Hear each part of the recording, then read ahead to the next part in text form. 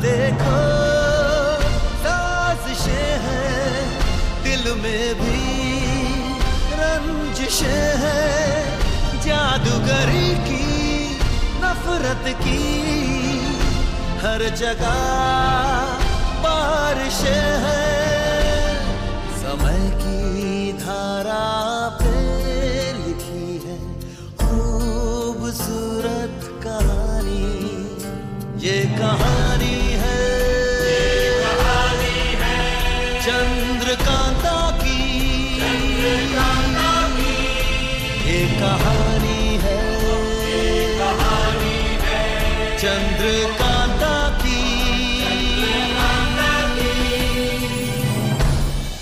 ये तो समय ही निश्चित करेगा कि कौन बिल्ली है और कौन शेर। परंतु एक बात याद रखना भवानी सिंह, महाराज शिवदत्त के लौट कर आने तक इस महल में वही होगा जो महायोद्धा सोमनाथ चाहेंगे। परंतु हम चुनारगढ़ एक संदेश भेजना चाहते हैं कि हम शिवगढ़ के महल में पूर्णतः सुरक्षित हैं। अब हमें महारानी के प्राण बचाने के लिए युद्ध की अग्नि में जलना ही पड़ेगा। किसी भी मूल्य पर अपने युवराज वापस चाहिए। हुजूर की जय हो। क्या बात है मृणालिनी, तुम अचानक हमारे कक्ष में किस कार्य से आई हो? अतिथि युवराज का ये संदेश पत्र दिखाने, जिसे उसने अपने रक्त से लिखा है। जरा हम भी तो देखें।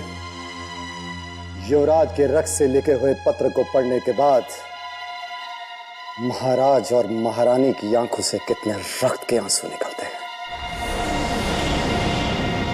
आदरणीय माताश्री और पिताश्री को मेरा प्रणाम।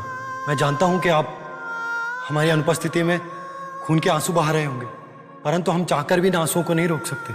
हम स्वयं शिवगढ़ के महल में एक बंदी की तरह अपना जीवन व्यतीत कर रहे हैं। और माताश्री, हमारा ये पत्र पढ़कर आप अपने आंसुओं को रोकने का प्रयास कीजिएगा, क्योंकि महाराज शिवदत्त के वापस शिवगढ़ में आते ही हम तुरंत चुनारगढ़ लौट आएंगे। बस हमारी याद में एक भी आंसू ना बहाना, यही आपसे मेरी प्रार्थना है। आपका सुपुत्र इंद्रजीत सिंह। हम नहीं चाहते कि युवराज के माता पिता के बहते आंसू इतनी शीघ्रता से रुक जाएं। हम ये संदेश चुनारगढ़ के महल तक नहीं पहुंचने देंगे।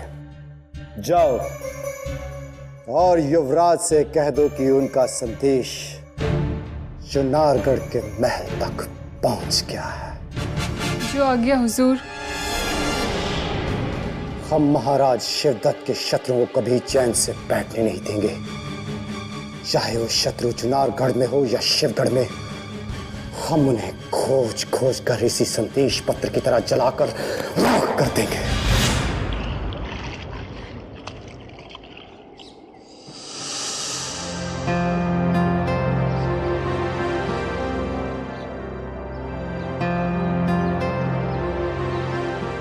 सिर्फ ईश्वर की पूजा करने से अपने लक्ष्य की प्राप्ति नहीं होती चंडीलाल। अपने कष्टों को दूर करने के लिए मनुष्य को कुछ विशेष कर्म करने होते हैं चंडीलाल, जो आप नहीं कर रहे हैं। मैं जानता हूँ महायोद्धा भवानी सिंह, चुनारगढ़ से विद्रोह करके चंडीलाल शिवगढ़ के महल में कुछ विशेष उद्देश्यों को लेकर आया था, परंतु महल के कुछ योद्धाओं को चंडी का महाराज शिवदत्त के समीप आना अच्छा नहीं लगा। कहीं आपके व्यंग के इस तीर का निशाना भवानी सिंह की ओर तो नहीं है चंडीलाल? ठीक पहचाना भवानी सिंह। चंडी की सफलता के मार्ग को अवरुद्ध करने के लिए शिवगढ़ के समस्त योद्धा महायोद्धा एकजुट हो गए, जिसमें से आप भी एक हैं भवानी सिंह। हम नहीं, बद्रीनाथ, महाबली बद्रीनाथ ने आपके पथ पर कांटे बिछाए हैं चंडीलाल। हमने तो युवराज को अगवा करके आपके पथ पर सफलता के फूल बिछा दिए थे, फिर आप हम पर यह आरोप क्यों लगा रहे हैं? आपने चुनारगढ़ के युवराज का अपहरण मेरी इच्छा से अवश्य किया था, परंतु उसके पीछे मेरा लाभ कम और आपका स्वार्थ अधिक था। और आज भी आप अपने स्वार्थ की पूर्ति के लिए चंडी के पास आए, क्योंकि महल में अचानक आपके महाप्रतिद्वंदी सोमनाथ का आगमन हो चुका है, और इसीलिए आप चंडी को एक और मोहरे के रूप में देखना चाहते हैं। हमने मोहरा आपको अपने हित के लिए नहीं, अभी तो महाराज शिवदत्त के हित के लिए बनाया था। यदि आप महाराज शिवदत्त के लिए चंडी को मोहरा बना सकते हैं, तो चंडी भी अपने हित के लिए सियासत की शतरंज को पलटकर अपना स्वार्थ सिद्ध करने की क्षमता रखता है। भवानी सिंह, कहिए क्या चाहते हैं आप हमसे? हम दोनों का हित, यदि आप हमारे साथ महल लौटने के लिए तैयार हो जाते हैं तो महाराज शिवदत्त के साथ साथ आप अपना हित भी पूर्ण कर लेंगे। मैं जानता हूं कि चंडी के चालों के द्वारा आप महाबली बद्रीनाथ और उसके भाई सोमनाथ की शक्तियों को जुड़ने से पहले ही तोड़ देना चाहते हैं, क्योंकि आप ये सहन नहीं कर सकते कि शिवगढ़ के महल में आपका कोई प्रतिद्वंदी हो। मन की बातें समझने में आपसे अधिक बुद्धिमान और कोई नहीं है चंडीलाल, किंतु यदि आप हमारा प्रस्ताव स्वीकार कर लेते हैं तो आपको तत्काल महल लौट चलना चाहिए, क्योंकि पंडित जगन्नाथ की अनुपस्थिति में आप अपने सोचे सपनों को सत्य कर सकते हैं।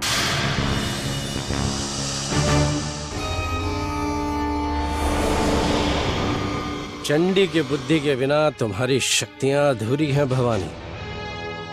अब मुझे महाराज शिवदत्त के हित की कोई चिंता नहीं है, परंतु बद्रीनाथ से अपने अपमान का बदला लेने के लिए मैं महल में आने के तुम्हारे निमंत्रण पर अवश्य विचार करूंगा।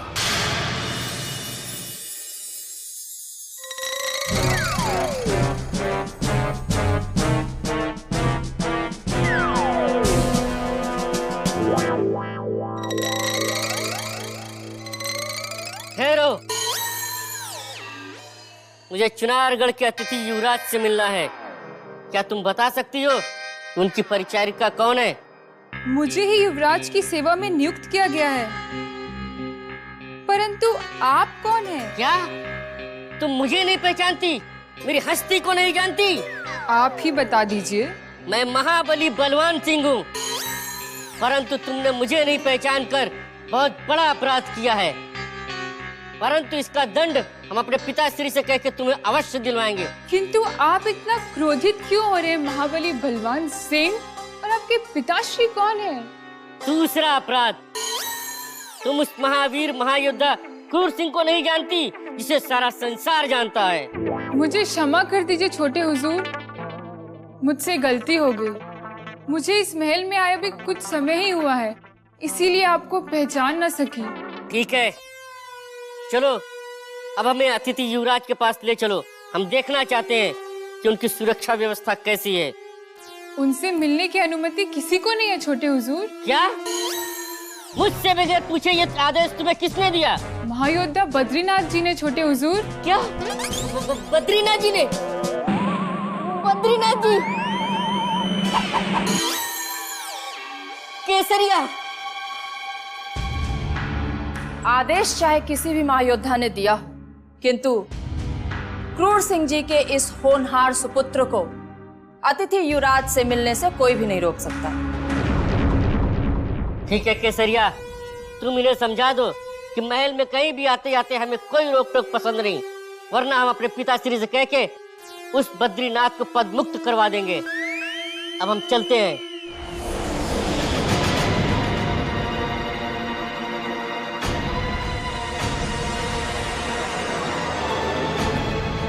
क्या तुम जानती नहीं केसरिया, इस महल में महायोद्धा बद्रीनाथ जी की शक्ति क्या है?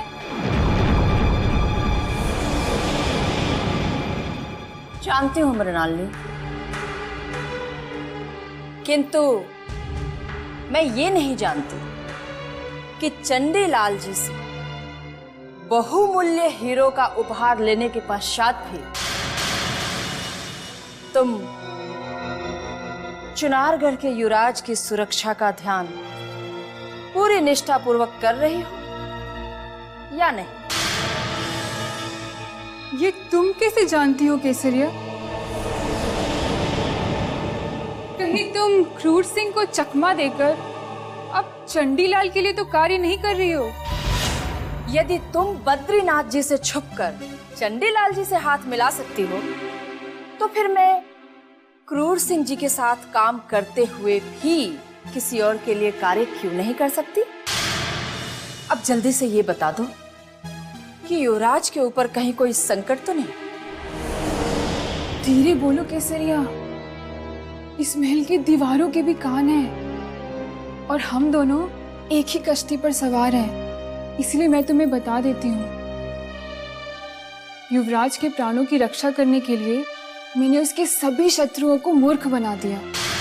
जाओ, अब जाके चंडीलाल जी से कह दो कि उनके हीरो की चमक मैं अभी तक नहीं भूली। मैं चलती हूँ।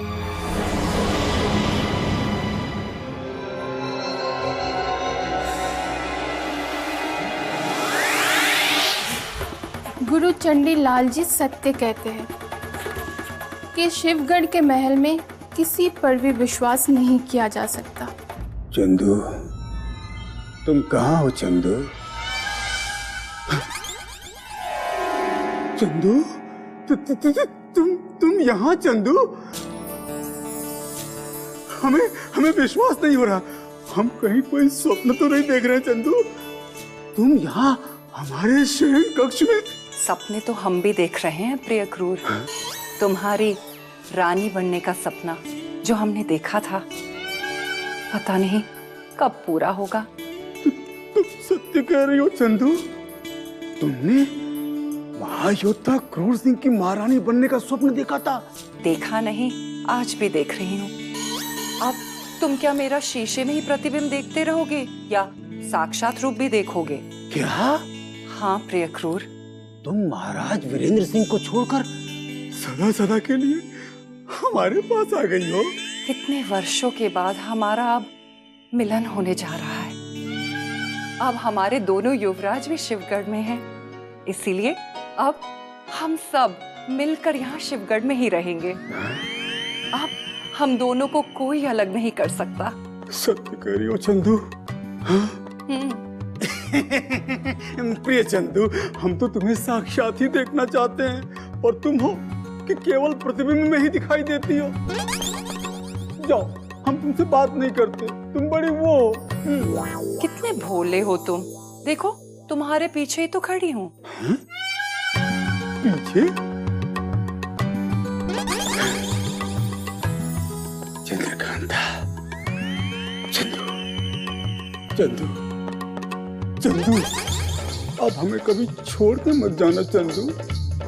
आओ, हमारी बाहों में आ जाओ, हमें अपनी जुल्फों के साए में छुपा लो। अपने कोमल अधरों से एक चुंबन तो दे दो। चुंबन के स्थान पर थप्पड़? ये क्या किया प्रिय?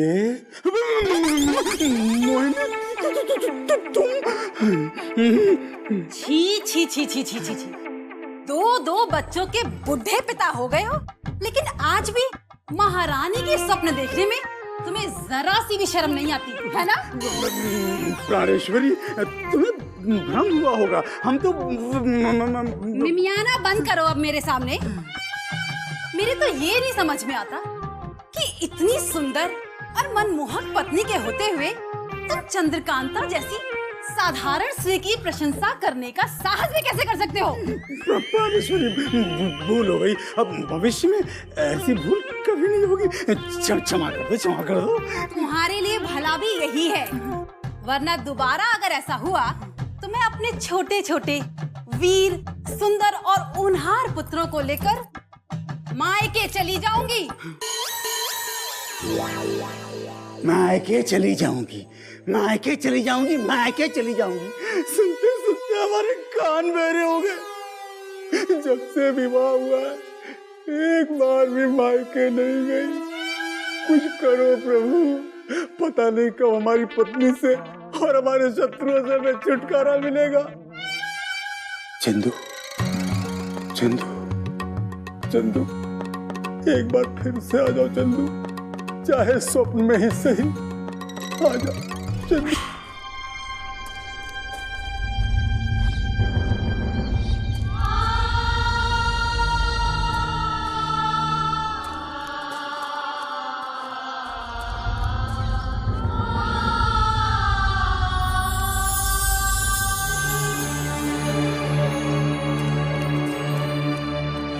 प्रणाम गुरुदेव। आयुष्मान भव। शिवगढ़ के महल में जाकर मैंने अतिथि युवराज का शुभ समाचार प्राप्त करने में सफलता प्राप्त कर ली है। मुझे आश्चर्य है जमुना कि तुमने अपने पहले ही प्रयास में महल के द्वार के भीतर वायु की तरह प्रवेश करने में सफलता प्राप्त कर ली। तैयारी की कला में दक्ष बनाकर आपने मेरे आत्मविश्वास को आकाश की ऊंचाई पर पहुंचा दिया है गुरुदेव। इसलिए मैं महल के भीतर सेंध लगाने में सफल हो गई। मुझे तुम पर गर्व है जमुना। परंतु तुम महल के सुरक्षा रक्षकों की दृष्टि से बचकर कैसे निकल आई? केसरिया का रूप बनाकर मैंने मृणालिनी से युवराज इंद्रजीत सिंह की समस्त सूचना प्राप्त कर ली गुरुदेव। उसने बताया कि युवराज की सुरक्षा के लिए उसने अपनी पूरी शक्ति लगा दी है। मैं यही जानना चाहता था जमुना कि अभी भी युवराज इंद्रजीत सिंह सुरक्षित है, नहीं तो भवानी सिंह और क्रूर सिंह जैसे शत्रु उनके प्राण छीन सकते हैं। अब मुझे शीघ्र महल पहुंचकर युवराज की सुरक्षा की कोई योजना बनानी होगी, अन्यथा महाराज शिवदत्त के महल पहुंचने के पश्चात पश्चावे के सिवा कुछ हाथ नहीं लगेगा।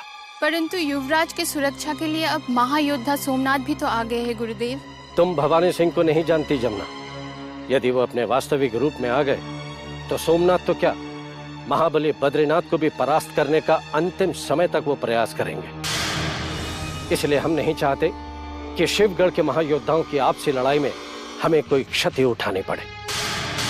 वैसे भी चुनारगढ़ के सभी योद्धा कभी भी यहाँ पहुंचकर पासा पलट सकते हैं।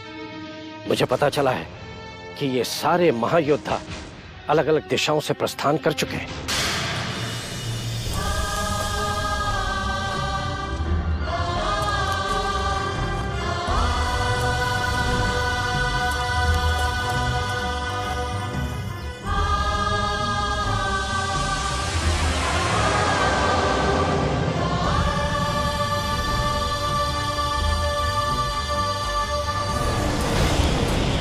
अनमोल इस धरोहर से जुड़े हुए विश्वास की, पुश्तैनी दुश्मनी की और वंश के सम्मान की ये कहानी है चंद्रकांता की, ये कहानी है चंद्रकांता की।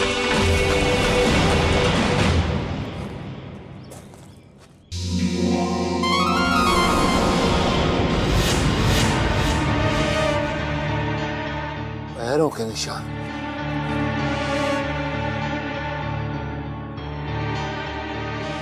एक अकेला योद्धा,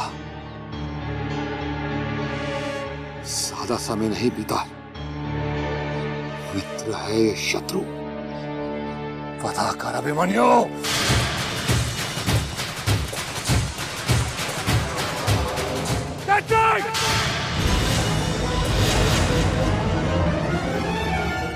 महाबली अभिमन्यु,